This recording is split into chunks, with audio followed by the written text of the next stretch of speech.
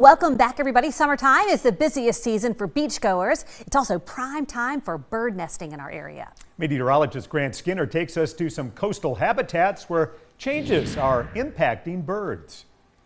Hundreds of species of birds live here or make migratory stops along the Gulf Coast. But the places these birds call home are being affected. One way, weather. We have an increase in intensity and frequency of storms that are moving through, and so those storms are causing erosion and stuff like that on our beaches. Just like birds love the Gulf Coast, so do tourists. With close to 9 million visitors making their way to our beaches every year and more construction along the shoreline, natural areas are getting smaller. It is taking away and breaking up critical habitat that not just the birds, but a lot of different coastal wildlife needs. Bird lovers are doing their part to help. This time of year, they look for bird health habits, such as the defensive behavior called the broken wing display. May through September, Alabama Audubon monitors nesting behavior. Biologists determine if birds are able to nest or if something caused them to fail. One confirmation is checking bird eggs. No easy task. They're really tiny and they're really well camouflaged, which means that it can be really difficult to find them on a huge beach stretch.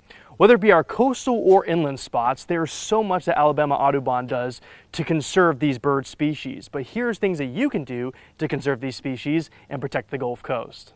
If people head to the beach in the summer, the biggest thing that we ask is to stay out of those posted nesting areas. You'll see very clear and obvious signs like these. And keep those dogs on a leash. If a dog happens to run through those nesting areas, the damage they can have by accidentally stepping on eggs and chicks can be really huge in a small amount of time. 2 more tips. Don't litter and do not feed the birds. When you feed the seagulls your Cheetos and stuff like that, gulls are actually another predator to our little baby birds, so we want to make sure that we're not drawing them into that closer proximity. Alabama Audubon, doing their part to protect birds while growing the Gulf Coast. Meteorologist Grant Skinner, WKRG News 5.